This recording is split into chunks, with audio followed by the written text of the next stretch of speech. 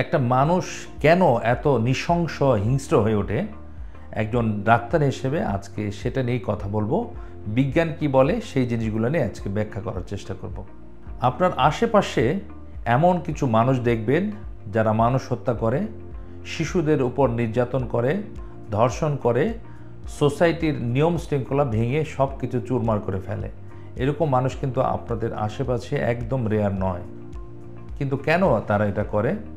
অনেক সময় প্রশ্ন জাগে, মানুষ কি আসলেই জন্মগতভাবে এরকম, নাকি তার মানসিক কোনো অসুস্থতা, নাকি সমাজ এবং পরিবেশ তাকে কিছু ইনফ্লুয়েন্স করে? সেই বিষয়গুলো নিয়ে কথা বলবো।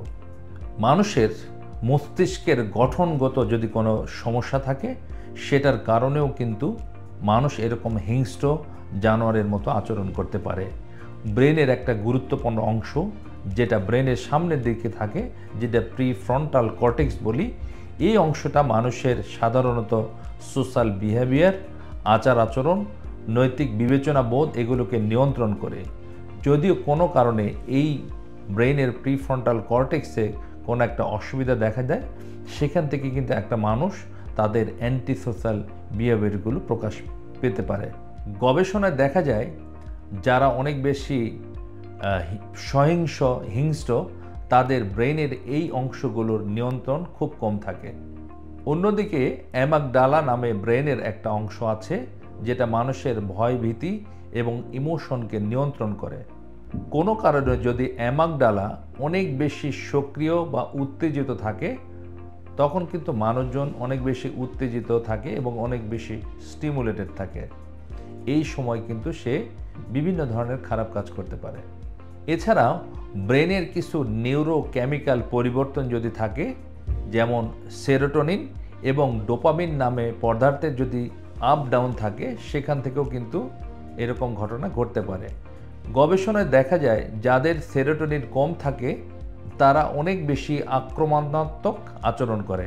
অপরদিকে যাদের ডোপামিন বেশি থাকে তারা অন্য মানুষকে কষ্ট দিয়ে কিন্তু পাশবিক আনন্দ লাভ করতে পারে। শৈশবে যদি কোনো মানুষ ট্রমা এবং নির্যাতনের মধ্যে দিয়ে বড় হয়, তাদের মধ্যে আবেগ এবং অনুভূতি যেটা আছে সেটা কিন্তু অনেকাংশেই লোপ পায় এবং অন্য মানুষকে শৈশবের মতো করে কষ্ট দিতে তারা পছন্দ করে এবং সেটাতেই তারা একটা আনন্দ খুঁজে পায়। এছাড়াও অনেক জেনেটিক কারণও আছে, যেমন MAOA জিন যেটা আছে সেটাকে ওয়ারিয়র বা যোদ্ধা জিন বলা হয়। কারো কারো ক্ষেত্রে এই জিনটা যদি অতিরিক্ত কাজ করে এবং তার সাথে যদি তার শৈশবের সহিংস আচরণ একসাথে মিলে যায়, বাজে অভিজ্ঞতাগুলো মিলে যায়, তখন কিন্তু সে হিংস্র হয়ে উঠতে পারে। এছাড়া কিছু কিছু মানসিক রোগ আছে যেখান থেকেও কিন্তু একটা মানুষ হিংস্র হয়ে উঠতে পারে। এই মানসিক রোগগুলো হলো অ্যান্টি সোশ্যাল পার্সোনালিটি ডিসঅর্ডার, যেখানে সমাজের বিভিন্ন রীতিনীতিকে সে তোয়াক্কা করে না। সাইকোপ্যাথের নাম শুনেছেন। সাইকোপ্যাথ যদি হয় যারা অনেক সময় সিরিয়াল মানুষ খুন করে, বিভিন্ন ধরনের খারাপ কাজগুলো কন্টিনিউয়াসলি করতে থাকে। এছাড়া প্যারানয়েড সিজোফ্রেনিয়ার রোগী যারা থাকে তারাও কিন্তু বিবেকহীন এবং ভয়ডরহীন একটা অবস্থা দিয়ে বের হতে থাকে। এছাড়াও বিভিন্ন ধরনের ড্রাগ অ্যাবিউজ হয়, বিভিন্ন ধরনের উত্তেজক ড্রাগ যারা গ্রহণ করে তারা কিন্তু এরকম সহিংস আচরণ করে। আপনারা জানেন যে আমাদের সমাজে এরকম অনেক ড্রাগ আছে, হেরোইন, ফেন্সিডিল, এছাড়াও ইয়াবা থেকে শুরু করে আরও নাম জানা অজানা অনেক ড্রাগ আছে যেগুলো মানুষকে উত্তেজিত করে এবং ব্রেনের ফাংশনগুলোকে লোপ পায়, ভয় ডরহীন একটা মানুষ হিসেবে তাদেরকে তৈরি করে এবং সোসাইটির সব কিছুকে তারা বৃদ্ধাঙ্গুল দেখিয়ে মানুষকে অত্যাচার করতে পিছু পা হয় না।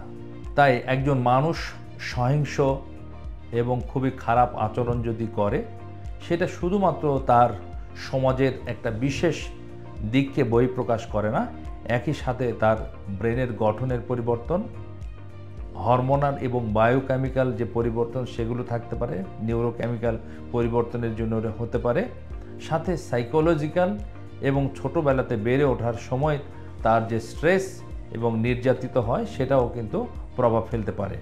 সুতরাং আপনার আশেপাশে যদি কেউ এই ধরনের আচরণগত গুরুতর আচরণগত সমস্যা নিয়ে বেড়ে ওঠে, তাকে অবশ্যই সাইকিয়াট্রিস্ট এবং অন্যান্য চিকিৎসকের পরামর্শ নিয়ে হেল্প করার চেষ্টা করা দরকার। আপনার যদি এই ভিডিও ভালো লেগে থাকে তাহলে আমাদের পেজে লাইক কমেন্ট করে অ্যাক্টিভ থাকুন। সবাইকে ধন্যবাদ।